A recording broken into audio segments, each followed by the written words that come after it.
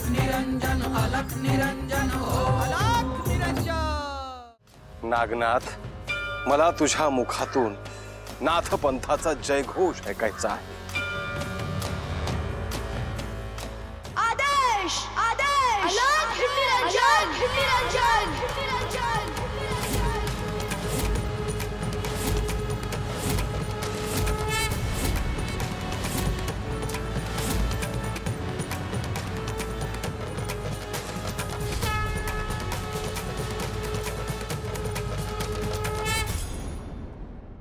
नागनाथ, हे मच्छिंद्रनाथ आहेत, नाथ पंथाचे आदिनाथ, यांच्या पाया पड।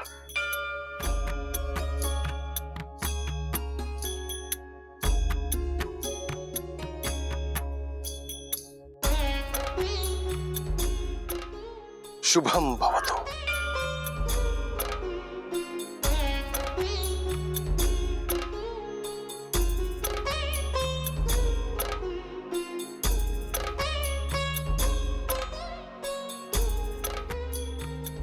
कसा आहेस नागनाथ?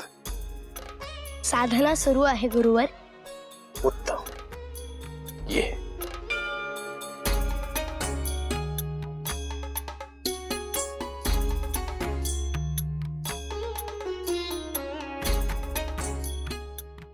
नाथ पंथाचं जे स्वप्न पाहिलं होतं त्यातला हा नाथ पाहून मन अगदी सद्गदित झालं। नाथ पंथाचा हा प्रवास इथपर्यंत येऊन पोहोचला आहे। चला आपण आता श्री दत्तगुरूंना भेटूया। गोरक्षनाथ, श्री दत्त प्रभू 2 दिवसांपासून साधनेच्या अवस्थेत आहे। ते त्यातून बाहेर येण्यासाठी मी 2-3 वेळा प्रयत्न सुद्धा केले, परंतु ते आले नाही।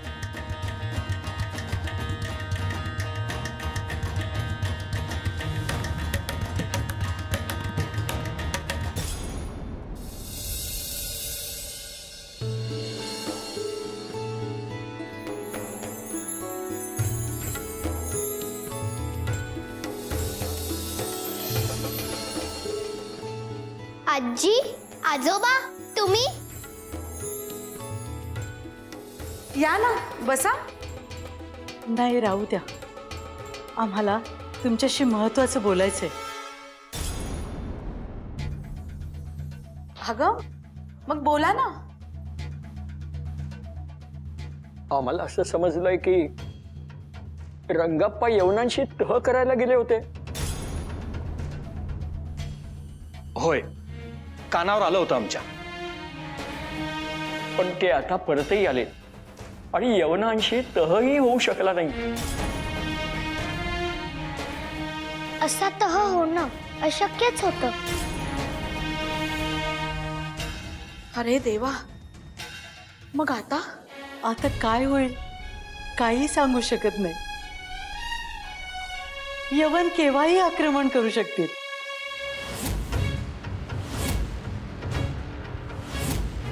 त्यामुळे आम्हाला असं वाटतं की तुम्ही सगळ्यांनी हे गाव सोडून निघून जावं। म्हणजे घेता येईल तेवढं साहित्य घ्या, सगळं धन घ्या आणि आक्रमण ज्या दिशेने झालंय त्याच्या विरुद्ध दिशेने निघून जा।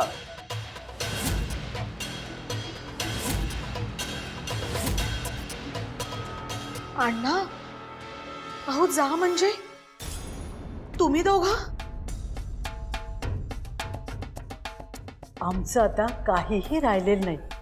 आमचं आयुष्य सगळं जगून झालंय। तुमचं पुढचं आयुष्य बाकी आहे। तुम्ही सुरक्षित राहायला हवं।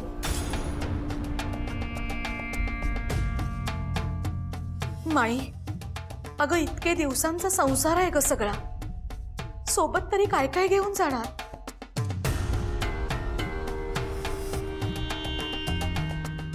सुमती, अगं काही असलं तरी आपल्याला हे पाऊल उचलायला हवं। अगं दुसरा पर्याय आपल्याकडे नाहीये।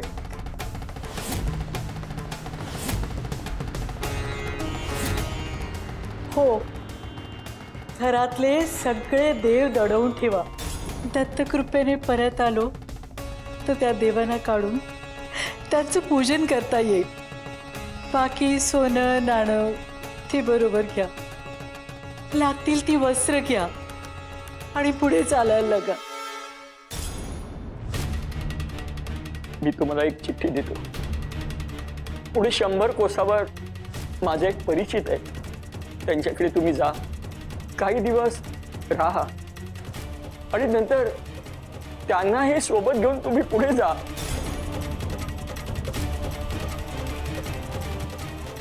अण्णा, तुम्ही म्हणताय ते अगदी बरोबर आहे, पण एकट्यानं असं गाव सोडून जाणं योग्य वाटत नाही. हो, पण तुम्ही मुलाबाळांचा विचार करा, सुमतीचा विचार करा. आक्रमण करणारी माणसं राक्षसापेक्षा कमी नाहीयेत, त्यांना काही भीडभाड नाहीये. श्रीपाद, बाळा आता तूच सांग, काय करायचं रे? मला तर वाटतंय आपण कुठेही जायला नको. म्हणजे तुम्ही निघालात तरी मी कुठे येणार नाही.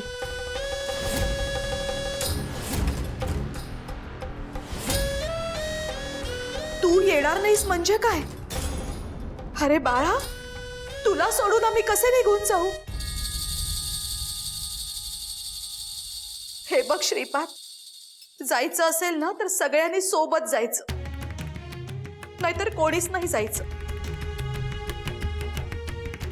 श्रीपाद, मला माई आणि अण्णा सांगतायत तो मार्ग योग्य वाटतोय. शेवटी आपला प्राण महत्वाचा आणि आपल्याला इतिहास माहिती आहे. यवनांनी जिथं जिथं आक्रमण केलं तिथं मोठ्या प्रमाणात मनुष्यहानी झाली, मंदिरं पाडली, धन लुटलं. यावेळी सुद्धा तसंच होईल असं तर नाही ना.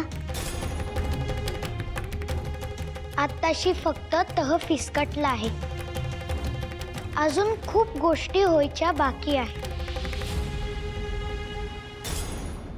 माझ्या तरी दृष्टीत हेच दिसते. तुम्ही इथेच थांबावं.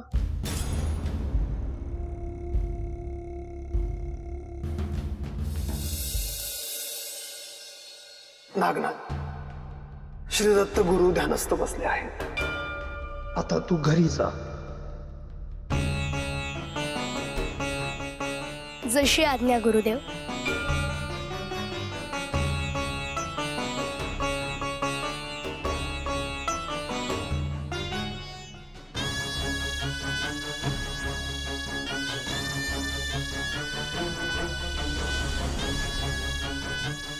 गोरक्षा, श्री दत्तगुरूंचं दर्शन नाही झालं अजून. आजवर असं कधी घडलं नाही. हो गुरुदेव, जेव्हा श्री दत्तगुरु गिरनारला असतात तेव्हा तिथे मात्र त्यांचं दर्शन लगेच होत असतं. मग आज असं का होत असेल? आपलं काही चुकलंय का गुरुदेव?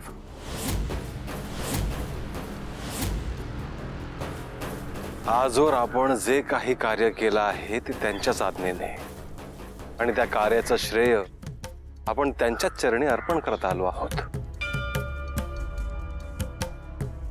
मग या विलंबाचं कारण काय असावं?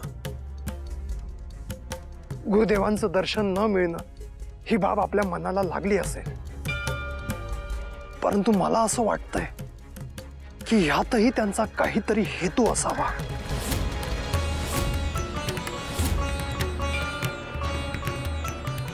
होय, तसंही असू शकेल,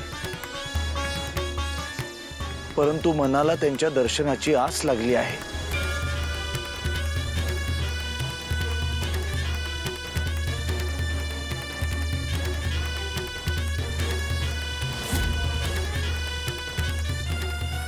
गुरुवर, आपण ते पाहत आहात का? तिकडून कोणीतरी येत आहे.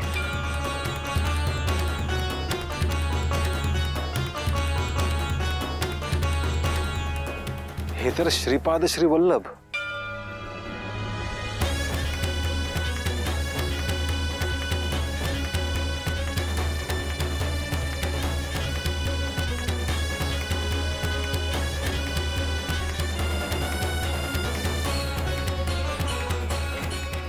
शुभम भवतु. कुटी समोर जे रूप आहे ते माझेच आहे. मी एकाच वेळी अनेक रूपात वावरतो. आम्ही आपल्या दर्शनाची इच्छा व्यक्त केली आणि आपण लगेच दर्शन दिलं. मग ते श्रीपाद श्री वल्लभांच्या रूपात का असेना, आम्ही धन्य झालो. तिथे माझा वेगळा संघर्ष सुरू आहे. मी दत्त अवतार आहे ह्यावर लोकांना शंका आहे. भविष्यात मी त्यांना त्याचा प्रत्यय देणार आहे. आजवर हे असंच घडत आलेलं आहे. संत विभूतींना, परमेश्वराला लोकांना साक्षही द्यावीच लागते. लोकांनी त्यांना कधीच ओळखलेलं नाही. तो मनुष्य स्वभाव आहे. जेव्हा परमेश्वर मनुष्य रूपात असतो तेव्हा त्याला नमन करताना, त्याच्या समोर नतमस्तक होताना लोकांचा स्वह अहंकार आडवा येतो. हे अगदी खरं आहे प्रभू. परंतु परमेश्वराने ज्या संत, साधक, विभूतीच्या रूपात अवतार घेतला आहे त्याचा भविष्यात मनुष्याला सहाय्य होणार आहे. कपोल कल्पित देव नाहीत, तर त्यांनी लिहिलेले श्लोक, साहित्य, ऋचा पुढे जाऊन मनुष्याच्या आयुष्यासाठी उपयोगी पडतील.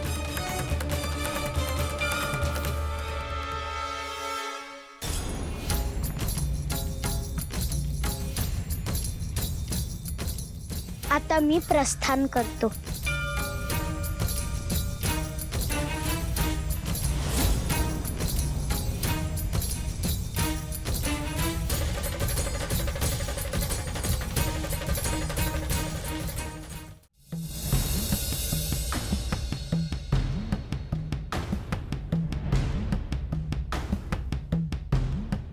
पद्मिनी, अगं काय झालं?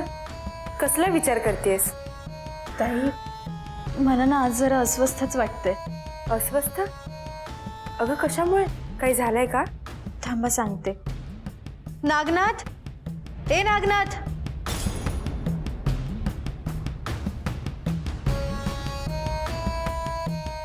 काय झालं आई?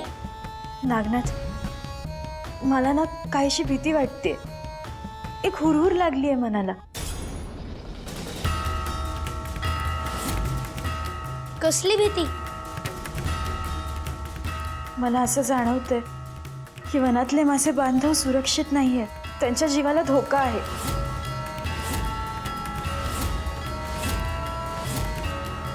पण असं कसं होईल आई? कोण कशाला त्यांना त्रास देईल?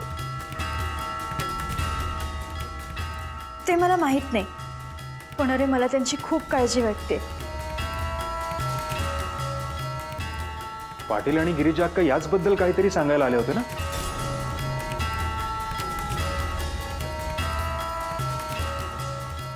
हो, ते म्हणाले होते की पद्मिनी जिथे राहते ते वारूळ पाडणार आहेत म्हणून.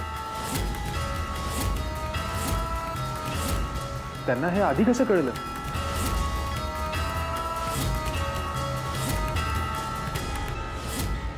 त्यांचं आपण नंतर पाहू. पद्मिनी आई, आता आपण काय करणं अपेक्षित आहे तुला?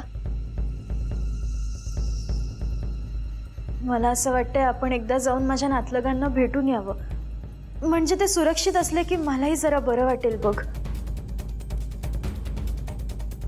तू बाहेर जाणं देखील तुझ्यासाठी धोक्याचंच आहे. मी जातो पद्मिनी आई सोबत. मी तेच म्हणणार होते. आम्ही दोघं जाऊन येतो. पण आता बऱ्याच गोष्टी घडल्यात आणि आता तुम्ही दोघं तिकडे जाणं देखील सुरक्षित नाहीये.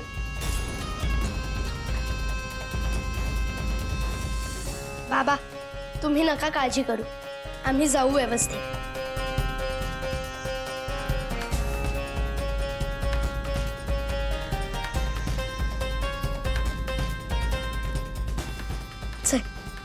आलोच आम्ही. सावकाश जा दोघे. मला ना काहीच कळत नाहीये असं का घडतंय. एक संकट दूर झालं की दुसरं येऊन उभं राहतं.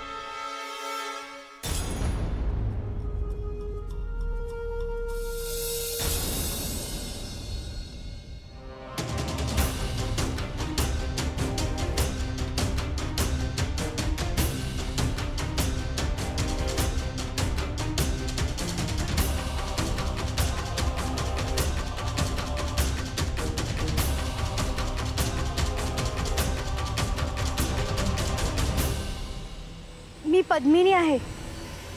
मी आले. तुम्ही सगळ्यांनी बाहेर या.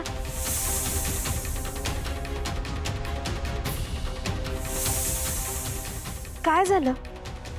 तुम्ही मला हाका मारत होता तसं वाटलं मला. गावातले पाटील आणि पाटलीन आले होते. त्यांनी आपलं हे वारूळ तोडायचा प्रयत्न केला. म्हणजे ते जे आपल्याला सांगत होते ते स्वतःच करायला आले होते. आम्ही वेळेस बाहेर आलो नसतो तर त्यांनी वारूळ तोडलंच असतं. पाटलांच्या मनात एवढा द्वेष का भरलाय काय माहित. त्यांना कधीच चांगलं काम करता येत नाही. खूप वेळा माफ केलं पण आता नाही. जाऊ दे नागनाथ. बाळा तुला त्याच गावात राहायचंय. बस पाण्यात राहून मगरीशी वैर नको. त्यांना त्यांचं काम करू दे. आपण आपलं काम करूया. आपण जर नेहमीच त्यांना असंच सोडत आलो तर उद्या ते पुन्हा येतील. हे वारूळ तोडतील.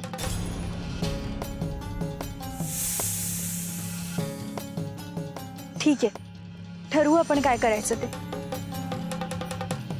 पद्मिनी, तुला आणखी एक सांगायचं होतं. आपल्यातली जी सर्वात मोठी आणि विषारी नागिन होती, जिचं कोणाशी पटायचं नाही, ती वारुळातून बाहेर गेली आहे आणि तिने त्या गुरु आईशी संधान साधलं आहे. अरे देवा, ती गुरुआईंकडे का गेली? ते आता काय करणार ते ठाऊक नाही. पण तिने जर कुणाला दंश केला तर त्याचा जीव वाचू शकत नाही. त्यामुळे तुम्ही सावध राहा. तिला शोधून काढा.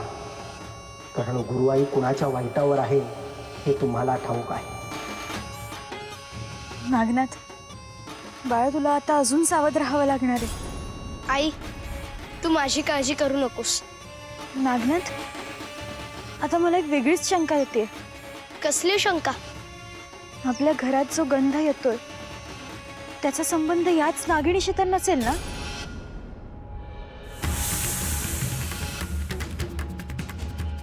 मलाही तसंच काहीतरी वाटतंय.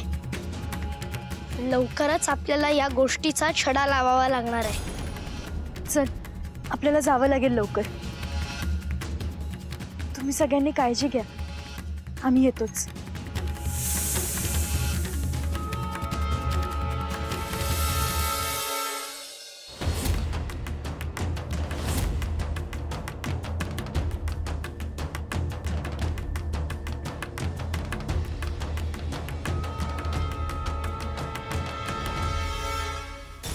आज मायले कुठे फिरायला गेल ते म्हणायचं. पाटलीणबाई, तुम्हाला कसं कळलं की माझं वनातलं वारूळ कोणीतरी पाडून टाकणार आहे म्हणून? अहो हाय का आता. अहो गावचं पाटील आहे आम्ही. आता गावाच्या आसपास काय घडलं काय घडणार आहे समजा ठाव असतं की आम्हाला. तुम्ही आता तिकडेच गेलते का? वारूळ शाबूत आहे ना व. पाटील, तुम्ही जी हातात तलवार धरलीत ना ती दुधारी आहे. त्याने तुमच्याही हाताला इजा होऊ शकते, हे लक्षात ठेवा. म्हणजे अरे हे काय नवीन बोलतोय नागनाथ. पाटील, तुम्ही ज्या गुरु आईला हाताशी धरलंय ना तिने आपल्या गावात एक नागिण सोडली आहे.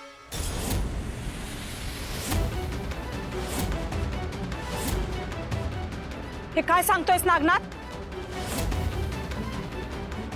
हो पाटलीणबाई, आणि ती नागिण अतिशय वाईट आहे. तिला कुणाविषयी दयामाया नाहीये आणि त्याचमुळे ती गावात कुणाचाही जीव घेऊ शकते, अगदी तुमचा सुद्धा. काय बाय वंगाळ बोलू नकोस पद्मिनी. जे खरंय तेच बोलतेय मी पाटलीणबाई. मला तर असं वाटतंय त्या गुरुआईचा सहाय्यक लखूचा जीव देखील नागिणीनेच घेतला असेल.